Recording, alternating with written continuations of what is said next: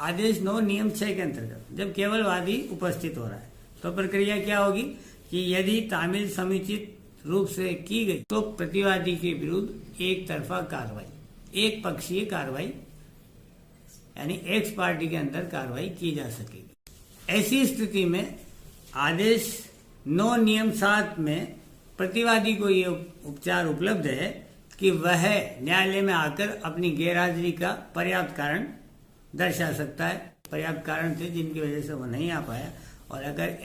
न्यायालय का वो समाधान दे देता है तो आदेश 9 नियम 7 के अंतर्गत जो न्यायालय समझे वैसी उचित शर्तों को लागू करते हुए प्रतिवादी को सुनवाई का आदेश दे सकेगा।